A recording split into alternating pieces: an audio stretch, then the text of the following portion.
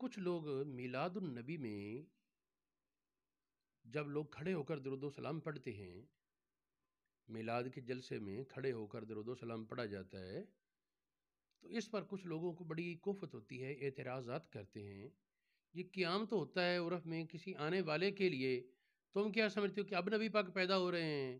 کوئی کہتا ہے جی نبی پاک علیہ الصلوۃ والسلام کے بارے تم سمجھتے ہو کہ اب آ رہے ہیں، وغیرہ وغیرہ۔ تو میں اس سلسلے میں اپنی تحقیق پیش کرنا چاہتا ہوں کہ یہ قیام کیوں ہوتا ہے اور اس کا ثبوت کیسے ہے۔ یہ قیام اس لیے نہیں کیا جاتا کہ ہم سمجھتے ہیں کہ اب آ رہے ہیں نبی پاک، اس لیے نہیں، بلکہ اپنی خوشی اور جذبات کے اظہار کے لیے ہوتا ہے۔ اب یہ سوال رہا کہ اس کی کیا دلیل ہے؟ جذبات کے اظہار کے لیے کھڑے ہو جانا یہ کیا ہوا خوشی کے طور پر؟ تو ایک حدیث ہے مشکات المصابیح، اس کے صفحہ 40، اس کی حدیث نمبر 40، صفحہ 20 بنتا ہے تقریباً۔ مسند احمد بن حنبل اس کی حدیث نمبر 20، مجموع الزوائد کی پہلی حدیث، مسند ابو یعلا کی حدیث نمبر 9۔ کیا ہے؟ عثمان غنی رضی اللہ تعالی عنہ سے روایت ہے کہ نبی پاک علیہ السلام کے وصال کے بعد صحابہ میں سے بہت سارے لوگ وہ نیم پاگل کی کیفیت میں چلے گئے، کسی وقت وہ پتہ ہی نہیں ہوتا ماحول کا اور ہوش ہی نہیں ہوتی۔ نبی پاک کے غم کی وجہ سے، آپ کے جدائی کی وجہ سے شدید پریشانی میں تھے، ان میں بھی تھا، جو کسی وقت وہ دیوانگی والا رنگ آ جاتا۔ ایک دن راستے میں بیٹھا، گہری سوچ میں، پاس سے عمر گزرے، سلام بلایا، مجھے پتہ نہ چلا۔ عمر نے جا کر سیدنا ابو بکر سے کہا کہ میں نے عثمان کو سلام بلایا، اس نے جواب نہیں دیا، پتہ نہیں کسی وجہ سے ناراض ہے یا کیا معاملہ ہے، پتہ کریں۔ ابو بکر صدیق ساتھ آئے، دیکھنے میں اچھے بھلے بیٹھے ہیں سڑک کے کنارے۔ اب ظاہر سڑک کے کنارے بیٹھنا بھی ایک امیر کبیر تاجر اور سمجھدار آدمی کا، یوں ہی راستے پر بیٹھ جانا بھی ہے تو عجیب بات ہے نا۔ سلام بلایا، اب انہوں نے جواب دیا۔ ابو بکر صدیق نے فرمایا کہ تمہارے بھائی عمر نے سلام بلایا تھا، تم نے جواب نہیں دیا۔ انہوں نے کہا نہیں، میرے تو نہیں۔ انہوں نے کہا نہیں آئے؟ انہوں نے کہا کون نہیں آئے؟ پھر ابو بکر صدیق نے کہا کہ شاید تمہیں پتہ نہیں چلا، تم کسی گہری سوچ میں تھے۔ انہوں نے کہا کہ ہاں میں سوچ میں تھا۔ پوچھا کیا؟ انہوں نے کوئی اپنی علمی اشکال پیش کیا کہ میں نے نبی پاک سے اس بارے پوچھا نہیں اور پتہ نہیں اب یہ کیا اس کا مطلب ہوگا، نتیجہ کیا ہوگا اس کا، کوئی پیچیدہ علمی سوال تھا۔ ابو بکر صدیق نے کہا میں نے نبی پاک سے پوچھا تھا۔ اس پر حضرت عثمان غنی یہ کہتے ہوئے خوش ہو کر کھڑے ہوئے کہ آپ اس کا حق رکھتے ہیں، آپ نے بڑا اچھا کیا، مجھے بتائیں۔ یہ کہتے ہوئے کھڑے ہو گئے۔ یہ کوئی آنے والے کے لیے قیام تو نہیں ہو رہا، وہ تو پہلے آئے کھڑے ہیں نا، آئے یہ بیٹھے ہیں، وہ آئے کھڑے ہیں، پھر بیٹھ گئے، یہ اب کھڑے ہو گئے۔ یعنی خوشی کے ایک علمی پیچیدگی کی وجہ سے پریشانی تھی، اس کے زوال کی خبر ملی اور ابو بکر کے ذریعے، تو پھر انہوں نے اس پر خوشی کا اظہار کیا۔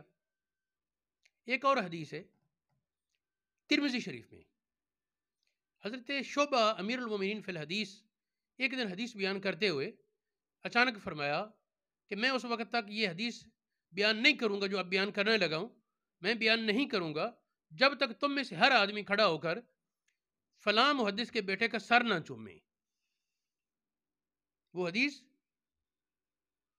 ایک بڑے محدث سے لی تھی، محدث کا بیٹا اس مجلس میں موجود تھا ان کا شاگرد بن کر۔ وہاں یہ تو نہیں نہ تھا کہ میرے گھر کا شاگرد ہے لہٰذا ہم شاگرد نہیں بنتے۔ آج تو یہ بھی ایک پرابلم آ گیا ہے نا، فلاں جی وہ تو ہمارے باپ کا شاگرد ہے، ہم اس کے شاگرد کیوں بنے؟ تو ایسا وہاں کچھ نہیں تھا، وہاں تو علم کی طلب تھی۔ تو امیر المومنین شعبہ کے ایک استاذ جنہوں نے بڑی عمدہ وہ حدیث بیان کی تھی، ان کا بیٹا مجلس میں موجود تھا۔ شعبہ کہنے لگے میں اس وقت تک حدیث نہیں بیان کروں گا جب تک تمام حاضرین کھڑے ہو کر اس محدث کے اس بیٹے کا سر نہ چومیں۔ ہم سب کھڑے ہوئے، اس کا سر چوما، اس کے بعد بیٹھے، پھر آپ نے حدیث بیان کی۔ تو ان کے وہ عمدہ حدیث بیان کرنے پر ایک خوشی اور جذبات کا اظہار ہی ہے نا، ورنہ یہاں کون آ رہا ہے؟ لوگ کہتے ہیں صرف آنے والے کے لیے جی، اس کے بغیر تو ہے ہی نہیں۔ اب میلاد کے موقع پر قیام، اس کے بارے میں دیکھیں، امام نبہانی نے حجت اللہ علی العالمین میں لکھا، سید احمد زینی دہلان نے فرمایا، جارت العادت، و عادت یہ جاری ہے، طریقہ یہ موجود ہے، ان الناسا، بے شک لوگ، اذا سمعوا ذکر وضعہ صلی اللہ علیہ وسلم، نبی پاک کی پیدائش کا ذکر سنیں، یقومون تعظیما لہ، نبی پاک کی تعظیم کے لیے کھڑے ہو جاتے ہیں۔ ھذا القیام مستحب، یہ قیام مستحب ہے، لما فیہ من تعظیم النبی صلی اللہ علیہ، نبی پاک کی تعظیم اس میں ہے۔ یہ کام بہت سے اکابر علماء نے کیا جن کی اقتداء ہوتی ہے۔ سیرت حلبیہ میں ہے، یہ سیرت حلبیہ کا صفحہ 123 ہے، پہلا جلد میرے چھاپے میں، بل یہ ہے کہ یہاں بات کر رہا ہوں نبہانی صاحب کی، انہوں نے کہا قال الحلبی فی سیرت، سیرت حلبیہ میں ہے، قد حکا بعضهم، بعض علماء نے بیان کیا، ان الامام السبکی اجتمع عنده کثیر من علماء عصرہ، امام سبکی کے پاس ان کے زمانے کے بہت سے علماء اکٹھے تھے، شاعر نے کوئی شعر پڑھا، شعر وہ نبی پاک کی تعظیم میں تھا، تو اس وقت فَإِنْدَ ذَلِكَ قَامَ الْإِمَامُ السَّبْكِي وَجَمِيعُ مَنْ فِي الْمَجْلِسِ، جو بھی مجلس میں تھے تمام علماء امام سبکی کی موافقت میں کھڑے ہوئے۔ یہ سیرت حلبیہ میں بھی ہے، حجت اللہ علی العالمین میں ہے، فتاوی رضویہ شریف، اس کا صفحہ 26، اس کا صفحہ 505 جلد 26 میں پورا ایک رسالہ ہے، اس میں یہ بحث یہ اس صفحے پر موجود ہے۔ شیخ عبدالحق محدث دہلوی اخبار الاخیار میں فرماتے ہیں، اللہ پاک کی بارگاہ میں دعا کے دوران، یا اللہ میرا کوئی عمل ایسا نہیں جس پر مجھے اعتماد ہو کہ ضرور قبول ہو، اس دوران کہتے ہیں لیکن ایک عمل ہے جس کے بارے مجھے بڑی امید ہے کہ تو وہ رد نہیں کرے گا، وہ ضرور قبول ہوگا۔ کون سا عمل؟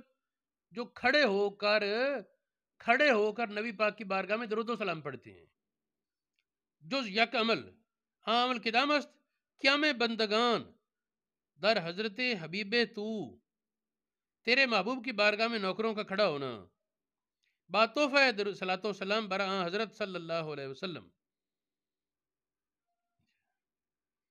تو اس سے درود و سلام کے لیے کھڑے ہونا ثابت، نبی پاک کی تعظیم کے لیے کھڑا ہونا ثابت، اس میں یہ ثابت نہیں ہوگا کہ یہ کھڑے ہوئے تو لہٰذا کوئی آ رہا ہے وغیرہ، یوں نہیں۔